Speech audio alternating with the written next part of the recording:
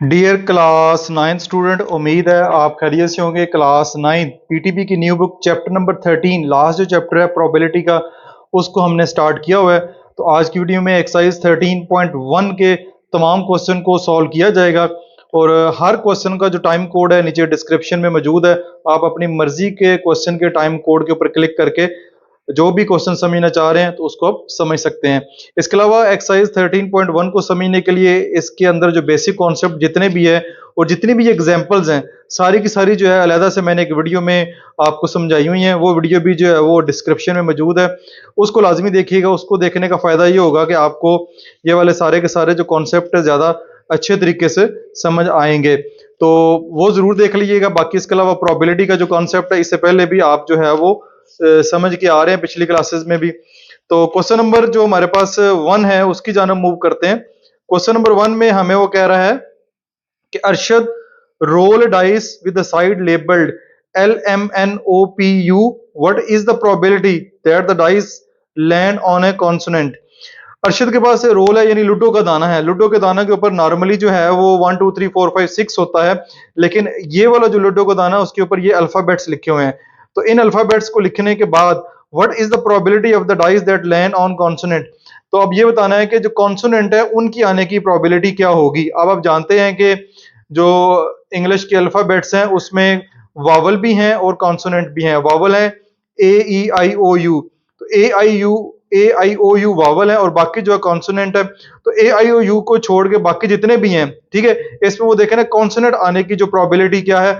आइए इस क्वेश्चन को सॉल्व करते हैं। तो ये क्वेश्चन आपको इस वक्त स्क्रीन के ऊपर नजर आ रहा है, ठीक है, LMNOPU, ठीक है। अब ये आने की प्रोबेबिलिटी है, तो जो हमारी आने की प्रोबेबिलिटी होती है यानी कि जो भी डाइस हमारे पास लूडो का दाना उसको ऊपर फेंकने के बाद जो जो कुछ आ सकता है वो हमारे पास सैंपल स्पेस होता है। ये हम जो है वो जो प्रीवियस लेक्चर हमारा उसमें हमने डिटेल से उसमें बात की है कि सैंपल स्पेस यानी एस से मुराद ही होता है कि सैंपल स्पेस।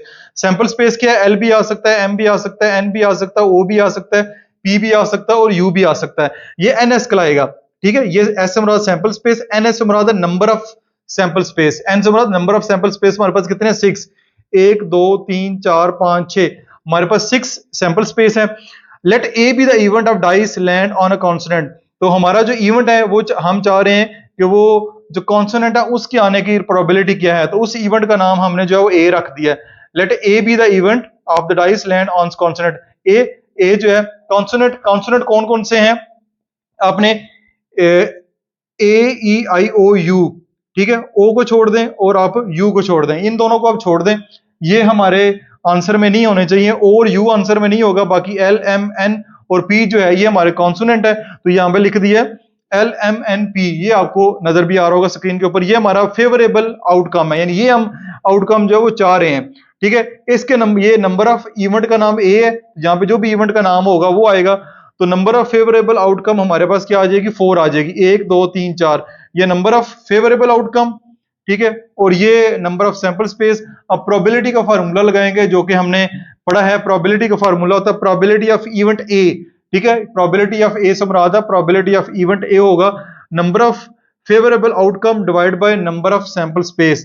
तो एन ए जो है वो 4 है, एन एस जो है वो 6 है। 4 ओवर 6 को जब हम सॉल्व करेंगे तो प्रोबेबिलिटी ऑफ इवेंट कॉन्सोनेंट आने की जो प्रोबेबिलिटी है वो 2/3 हो जाएगी। तो ये आपका इस तरह सवाल सॉल्व हो जाएगा। ये फार्मूला जो है ये हमने पीछे भी पढ़ा है, पिछली क्लासेस में पढ़ा है। किसी भी इवेंट की प्रोबेबिलिटी फाइंड करने का ये वाला फार्मूला है।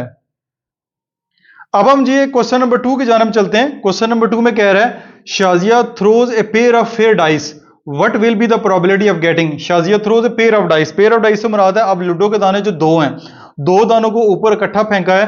What will be the probability of getting, तो हमारे पास इसकी प्रोबेबिलिटी क्या होगी। इसमें ऑप्शन जो है वो आपके पास ज्यादा है। तो सबसे जो पहला ऑप्शन है वो ये है sum of darts sum of dart is at least 4, यानी कि जो डार्ट होंगे जो लूडो के दाने ऊपर फेंकेंगे, जो नंबर आएंगे उनको जमा करें तो कम से कम जो है वो 4 जरूर आना चाहिए। ज्यादा नंबर भी आ सकता है लेकिन कम से कम 4 आना चाहिए। लेकिन सबसे पहली बात यह है कि जब लूडो के दाने ऊपर फेंकेंगे तो उसकी जो सैंपल स्पेस बनेगी वो सबसे पहले हमें तो वो पता होनी चाहिए। तो सैंपल स्पेस पीछे एग्जांपल जो है उसमें भी आपको गिवन है इस तरह का एक कॉन्सेप्ट, वो मैं आपको दिखा देता हूं। ये आप देख सकते हैं, ये आपको स्क्रीन के ऊपर नजर आ रहा है। ये है लूडो के 2 दाने, एक दाना ये है जिसमें 1 2 3 4 5 6, दूसरा दाना है 1 2 3 4 5 6। तो ये आ सकता है 1 1 आ सकता है, 1 2 आ सकता है, 1 3 आ सकता है, 1 4 आ सकता है। यानी पहले पे 1 1, दूसरे पे 2 3 4 5 6, फिर दूसरे पे 2, पहले पे 1 2 3 4 5 6, फिर दूसरे पे 3, फिर 1 2 4 5 6। इस तरह करके ये सैंपल स्पेस बनी हुई है। तो टोटल जो है वो 36 बनती है। सैंपल स्पेस जो टोटल है वो 36 हमारे पास बनेगी। ये एग्जांपल में भी दिया गया है और आपको मैंने यहाँ पे लिख के भी दिखा दिया कि नंबर ऑफ सैंपल स्पेस, ठीक है, वो 36 है टोटल। ठीक हो गया। अब जो हमारा जो क्वेश्चन है वो है sum of dots is at least 4। तो सबसे पहले देखिए हमने लिखना है number of sample space. Number of sample space हमारे पास 36 बनेगी।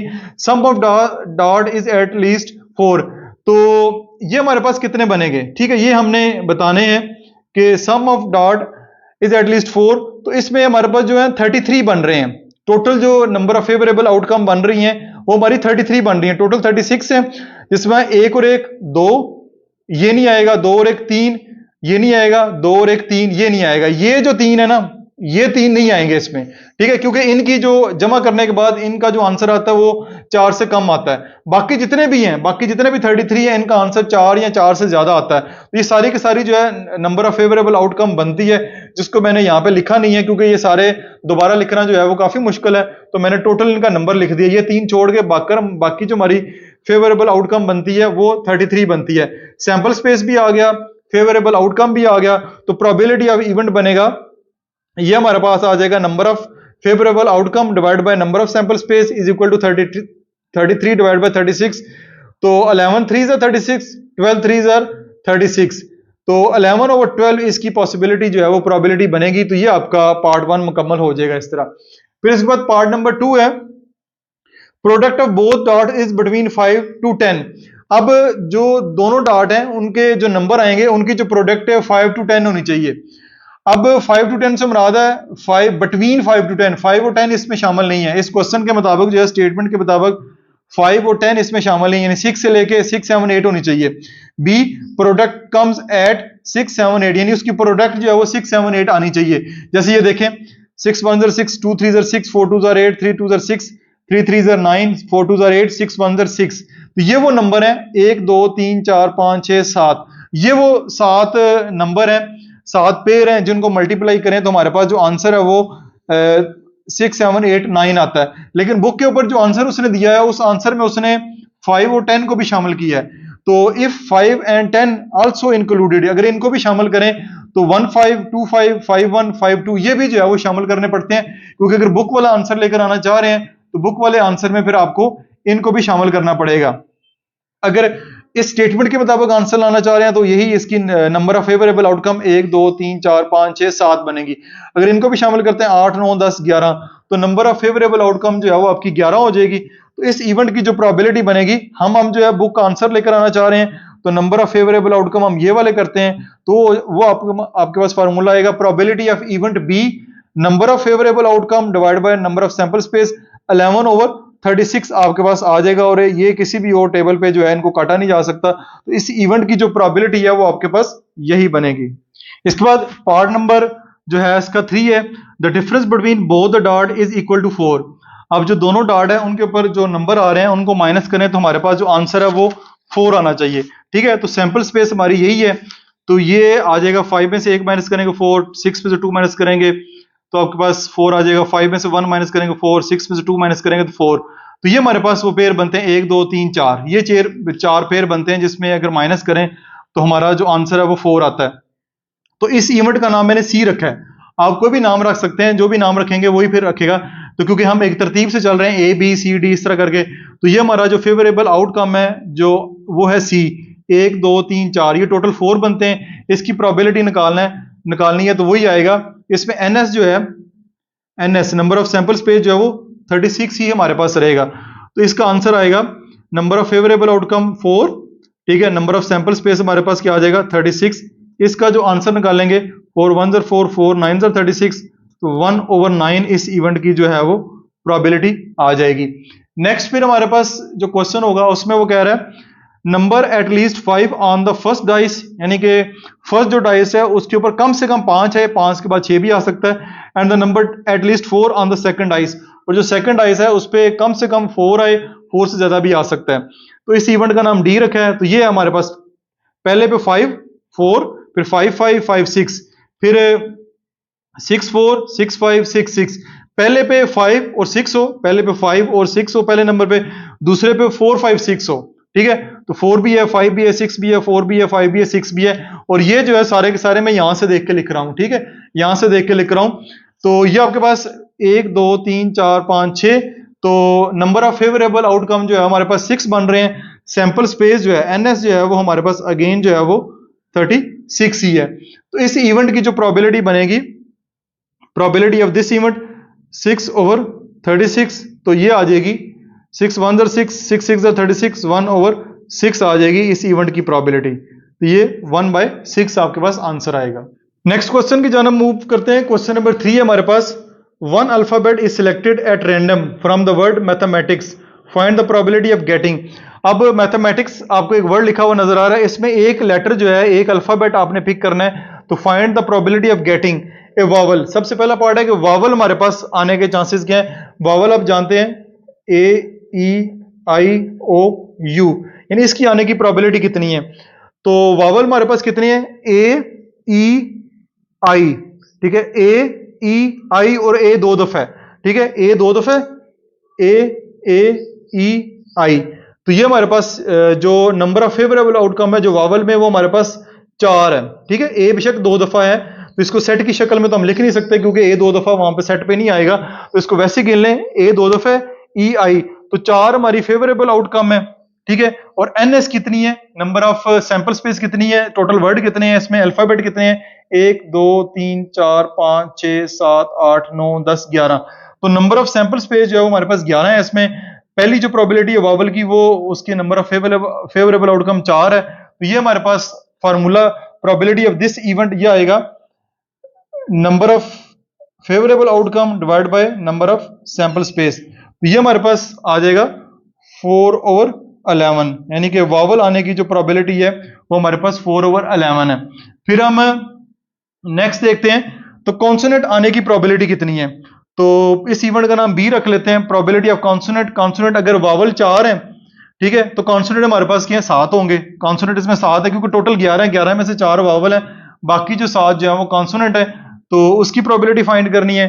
तो इस इवेंट जो फेवरेबल आउटकम है 7 है, सैंपल स्पेस इसकी 11 है, इसकी इवेंट की प्रोबेबिलिटी आएगी, प्रोबेबिलिटी ऑफ इवेंट 7/11 आपके पास इस तरह आ जाएगी।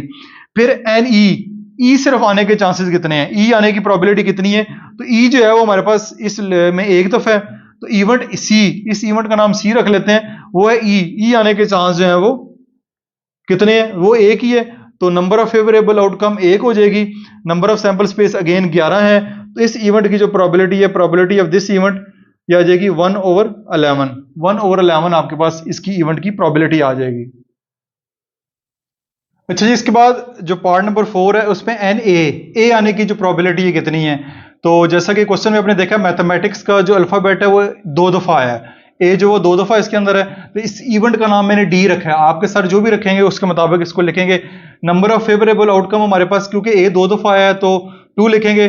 सैंपल स्पेस जो है हमारे पास अगेन जो है वो 11 ही है, तो इसकी इवेंट की प्रोबेबिलिटी जो है वो आएगी N A divide by N S, तो ये आ जाएगी 2/11, यानी ए आने की जो प्रोबेबिलिटी है वो 2/11 होगी। नेक्स्ट है नॉट एम, एम ना आए, ठीक है, एम ना आए, बाकी जो मर्जी आ जाए। तो ये आपने पढ़ा हुआ है, कॉम्प्लीमेंट ऑफ प्रोबेबिलिटी, किसी भी इवेंट की जो प्रोबेबिलिटी है उस कॉम्प्लीमेंट उसका फाइंड करना होता है। तो प्रोबेबिलिटी ऑफ एम कॉम्प्लीमेंट, उसको फाइंड करने का फार्मूला है 1 माइनस प्रोबेबिलिटी ऑफ एम। ठीक है, ये फार्मूला भी हमने देखा है, इसको भी याद कीजिएगा। यानी किसी भी इवेंट के ना आने की जो प्रोबेबिलिटी है वो इसका फार्मूला ये है, एम का complement 1 minus probability of this event. तो प्रोबेबिलिटी ऑफ एम आने के जो चांसेस है वो हमारे पास जो है वो 2 है, क्योंकि इसकी एम जो है, वर्ड मैथमेटिक्स जो है वो आपको 2 दफा नजर आ रहा है, वर्ड अल्फाबेट 2 दफा, एम शुरू में और आगे MATHEMATIS। तो प्रोबेबिलिटी ऑफ मैथमेटिक्स में एम आने की जो प्रोबेबिलिटी है वो 2/11 है, 2/11 है। और एम ना आने की प्रोबेबिलिटी फिर कितनी होगी, वो होगी 1 माइनस 2/11। ठीक है, यानी 1 माइनस प्रोबेबिलिटी ऑफ एम आने की प्रोबेबिलिटी 2/11, तो ये आ जाएगा। इसके नीचे भी आप 11 लगा लें सेम करने के लिए, और इसको 11 से फिर मल्टीप्लाई करवा दें, तो ये आ जाएगा 11 1 0 11, नीचे आ जाएगा 11 माइनस 2/11। अब डिनोमिनेटर सेम हो गए, जब डिनोमिनेटर सेम हो जाए तो आप इनको एक दफा लिखें, ऊपर लिखें 11 माइनस 2, तो ये आ जाएगा 9 माइनस 11। तो m ना आने की जो प्रोबेबिलिटी है या इसका कॉम्प्लीमेंट जो है वो 9/11 बनेगा।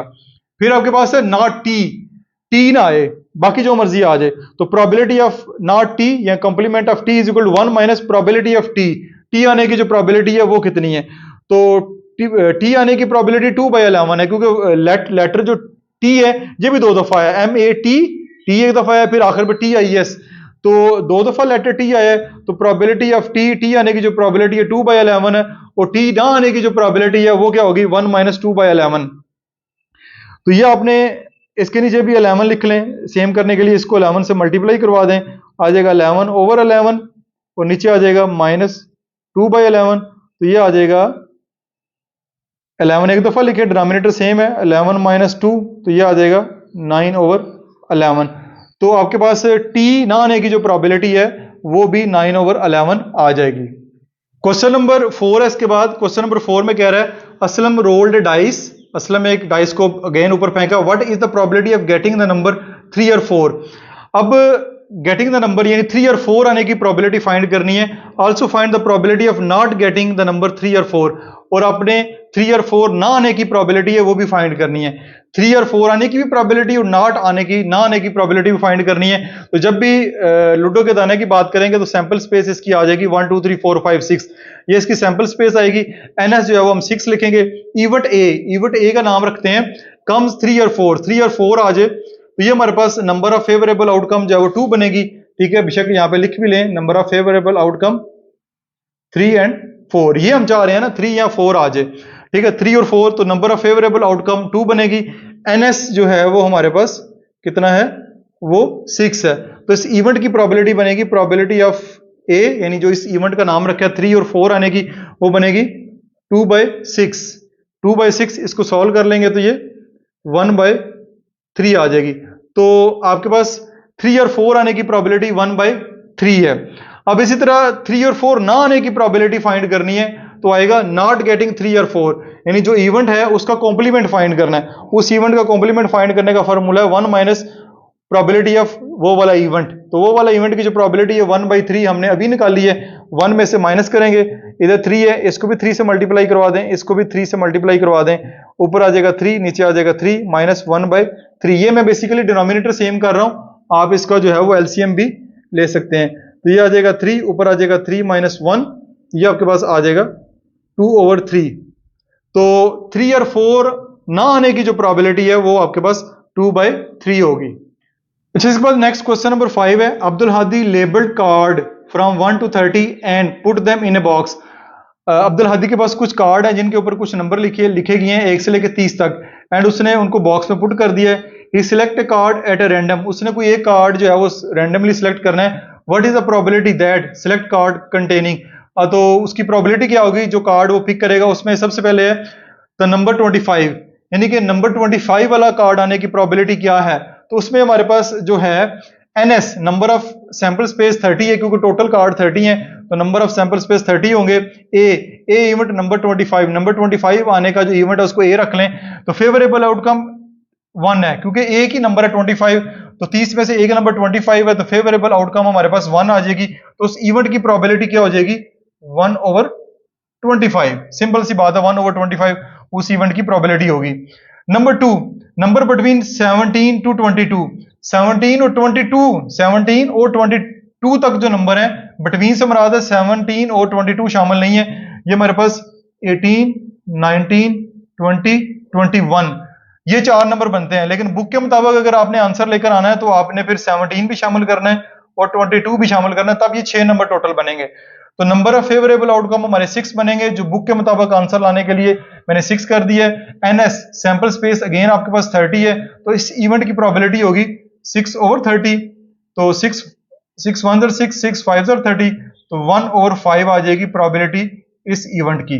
ठीक है, नेक्स्ट है हमारे पास इसका पार्ट नंबर एटलीस्ट 20, यानी कम से कम 20 आए, 20 से ज्यादा भी आ सकता है लेकिन 20 जरूर आए।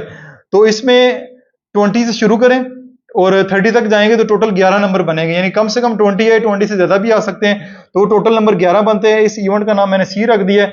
सैंपल स्पेस अगेन 30 है, तो इस इवेंट की जो प्रोबेबिलिटी है 11 और 30 आ जाएगी। ठीक है, ये कटिंग नहीं होती, वैसे ही आंसर लिख दें। नंबर नॉट 27 एंड 29, यानी कि 27 और 29 ना आए, बाकी जो मर्जी आ जाए, दो नंबर ये वाले ना आए। ठीक है, ये दो नंबर ना आए, बाकी जो है वो टोटल 28 नंबर बनते हैं, उनमें से कोई भी नंबर आ जाए तो फेवरेबल आउटकम 28 बनेगा। ये 28 नंबर नहीं है, बल्कि टोटल जो नंबर है वो 28 है, टोटल नंबर 28 है।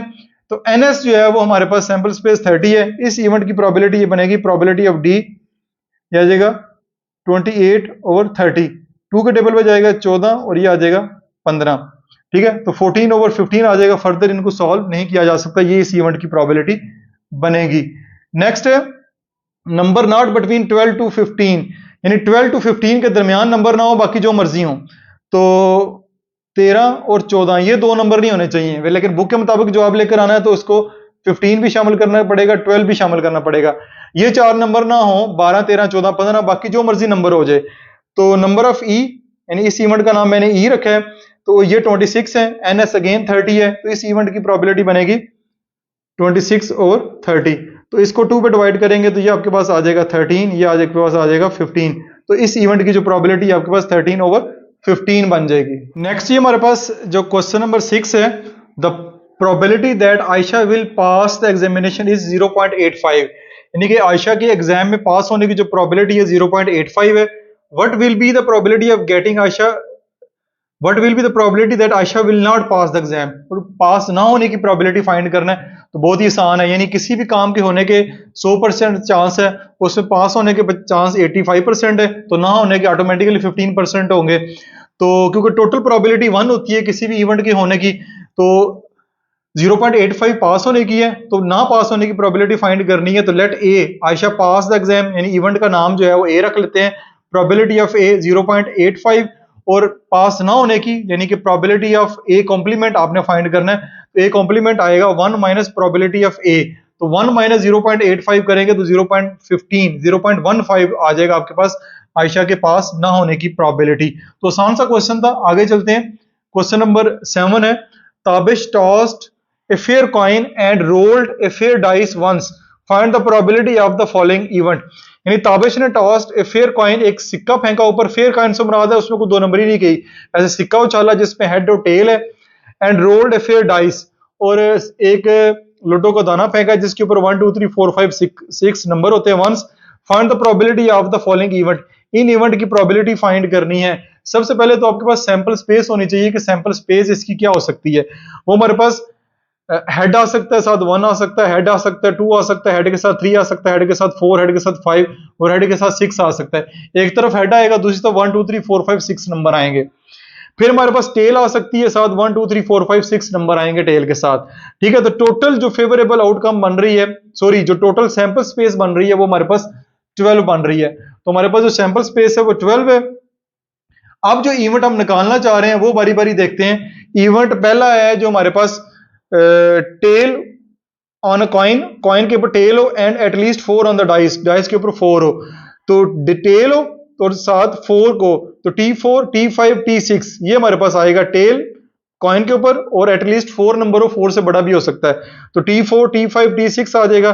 तो फेवरेबल आउटकम 3 आ जाएगी, 1 2 3, और हमारे पास NS जो है वो है 12, तो प्रोबेबिलिटी ऑफ इवेंट जो है 3 ओवर 12 आ जाएगी, और इसको सॉल्व करेंगे तो प्रोबेबिलिटी ऑफ दिस इवेंट जो है वो 1/4 आ जाएगी। ठीक है, तो ये आपका पार्ट इस तरह सॉल्व हो जाएगा। आसान सा क्वेश्चन है, बेसिक कॉन्सेप्ट है, अगर तो पहले वाले जो किताबों में या पहली क्लासेस में आपने पढ़ा हुआ तो फिर तो और ज्यादा आसान है, चुटकी मार के आप सॉल्व कर सकते हैं। इसके बाद नंबर 2 है, हैंड ऑन अ कॉइन, सिक्के के ऊपर जो है वो हेड है, हैंड नहीं सॉरी हेड है, सिक्के के ऊपर हेड है H है, and the number 2 3 on the dice, और 2 या 3 कोई भी एक नंबर आ जाए, हेड आ जाए, ठीक है, और 2 और 3 कोई भी नंबर आ जाए, ये आपके पास इसके बनेंगे। तो हमारे पास जो है वो NB से बराबर फेवरेबल आउटकम कितनी बनेगी, 2 बनेगी, और NS जो है वो हमारे पास कितना है, 12 है, नंबर ऑफ सैंपल स्पेस 12 है, तो प्रोबेबिलिटी ऑफ इस इवेंट की B ये आ जाएगा 2 ओवर 12, और 2 ओवर 12 को जब सिंप्लीफाई करेंगे तो 1/6 आ जाएगी इस इवेंट की प्रोबेबिलिटी। उसके बाद पार्ट नंबर 3 है head and tail on the coin, head and tail on the coin, यानी हेड आ जाए या टेल आ जाए। And number 6 on the dice, सिक्के के ऊपर 6 आए, हेड भी आ जाए बेशक टेल भी आ जाए लेकिन सिक्के के ऊपर 6 हो, तो H6 T6 आ सकता है उसमें से। तो अगेन इसमें से फेवरेबल आउटकम हमारा क्या है, ये है, ये 2 आ जाएगा। NS हमारा क्या है, वो 12 है। तो इस इवेंट की प्रोबेबिलिटी वो हमारे पास आ जाएगी 2/12। ये हमारे पास अगेन 1/6 इस इवेंट की प्रोबेबिलिटी आएगी। नंबर 4 के ऊपर है not tail on a coin, सिक्के के ऊपर जो है वो टेल ना आए। एंड द नंबर 5, और number 5 not tail on the coin, यानी टेल ना हो कॉइन के ऊपर। And the number 5 on the dice, dice के ऊपर जो है वो नंबर 5 जो है वो ना हो, बाकी जो है वो हो सकता है। Not tail on the coin, ठीक है, टेल के ऊपर कॉइन ना हो। And the number 5 on the dice, और 5 के ऊपर जो डाइस के ऊपर नंबर है वो 5 होना चाहिए। तो H5 एक ही इवेंट होगा, क्योंकि सिक्के के ऊपर जो है, सॉरी लूडो के दाने के ऊपर जो है नंबर 5 होना चाहिए और साथ उसके हेड होना चाहिए। टेल ना होगी तो हेड होगा, तो नंबर 5 होना चाहिए, तो ये इवेंट बनता है। तो ये आपके पास आएगा नंबर ऑफ फेवरेबल आउटकम, इस इवेंट का नाम D रखा है, तो ये आ जाएगा 1। NS जो है वो हमारे पास क्या है, 12 है। NS वो है 12, तो इस इवेंट की प्रोबेबिलिटी बनेगी D इज इक्वल टू 1/12। 1/12 आ जाएगी, इसको कटिंग नहीं कर सकते इसकी। फिर नेक्स्ट है हमारे पास नॉट हेड ऑन कॉइन, सिक्के के ऊपर हेड ना आए। And number 5 and 2 on the dice, तो सिक्के के ऊपर जो है वो हेड ना आए और नंबर 2 और 5 हो, तो टेल हो यानी हो, टेल हो और नंबर 2 और 5 हो, नंबर 5 है 2 या 2 और 5 हो, ये आपके पास आएगा। तो ये आपके पास नंबर ऑफ फेवरेबल आउटकम जो है वो 2 बनेगी। NS जो है वो हमारे पास 12 है, तो इस इवेंट की जो प्रोबेबिलिटी बनेगी वो 2/12। तो सिंप्लीफाई करेंगे 1/6 आपके पास इसका आंसर आ जाएगा। तो ये आपका क्वेश्चन नंबर 6 भी इस तरह सॉल्व हो गया है। नेक्स्ट आ जाए हमारे पास a card is selected at random from a well shuffled pack of 52 playing card. अब ताश के पत्ते हैं, ताश के पत्ते जो है वेल शफल्ड से बना, उनको अच्छी तरह शफल किया गया है, उसमें टोटल 52 पत्ते होते हैं। तो ये वाला जो क्वेश्चन है हो सकता है कि लड़कियों को समझ ना आए, क्योंकि लड़कियों ने नॉर्मली जो वो ताश नहीं खेलती, लड़कों को तो समझ आ जाएगी। तो कमेंट्स में मुझे बताएं कि कितने लड़के और कितनी लड़कियां जो है इस वीडियो में देख रही हैं, तो पता चले कि लड़कियों को भी ताश के पत्तों का पता चल रहा है कि नहीं पता चल रहा है, क्योंकि इसकी एग्जाम्पल भी जो है उन्होंने आपको दी है बुक के अंदर, वो भी मैं दिखा देता हूँ। ये है, ठीक है, ताश के पत्तों की एग्जाम्पल दी गई है। 52 होते हैं, तो इसमें क्वीन जो है और स्पेड, क्लब, हर्ट और डायमंड के जो है वो दिल का बना होता है। ताश के पत्ते मैं भी इतने ज्यादा नहीं खेलता, ठीक है, जो बच्चे खेलते हैं वो कमेंट्स में जरूर बताइएगा। तो टोटल 52 कार्ड होते हैं। What is the probability of selecting A queen, एक क्वीन आने की जो प्रोबेबिलिटी है वो कितनी है, ठीक है। NS इसमें 52 है, टोटल जो पत्ते हैं वो 52 हैं, तो सैंपल स्पेस 52। इवेंट हमारा क्या है, एक क्यून आ जाए। क्वीन जो है वो 4 तरह के पत्ते होते हैं, 4 तरह के, उसमें स्पेड भी होता है, क्लब भी होता है, हर्ट भी होता है, डायमंड भी होता है, और हर एक में क्वीन होती है। हाँ, ये 4 तरह के डिफरेंट शेप्स और कलर होते हैं इनके, तो हर एक में क्वीन होती है। तो 4 क्वीन होंगी 52 कार्ड में, जो टोटल है वो 4 क्वीन होंगी। तो फेवरेबल आउटकम यानी क्वीन आने के जो चांसेस है वो 4 है, ठीक है, क्वीन 4 दफा आ सकती है। तो इस इवेंट की प्रोबेबिलिटी बनेगी 4/52। तो इसको डिवाइड करेंगे तो ये आपके पास देखते हैं कि 52 डिवाइडेड बाय 4 आ जाती है, ठीक है, डिवाइड हो जाता है, तो 1/13, यानी कि क्वीन आने की जो प्रोबेबिलिटी है वो 1/13 है। Next, neither a queen nor a jack, ना ही क्वीन हो ना ही जैक हो, तो इवेंट क्या है उसका नाम B रख लें, a queen and a jack, ठीक है, ए क्वीन एंड जैक जो है वो ना हो। सबसे पहले तो हमने देखा ना कि neither a queen nor a jack, इसकी आने की चांसेस कितने हैं, एक क्वीन एंड जैक आने की प्रोबेबिलिटी वो 8 है, यानी क्वीन 4 दफा और 4 दफा जैक, टोटल मिलाएंगे तो टोटल बनाएंगे 8 दफा बनेंगे।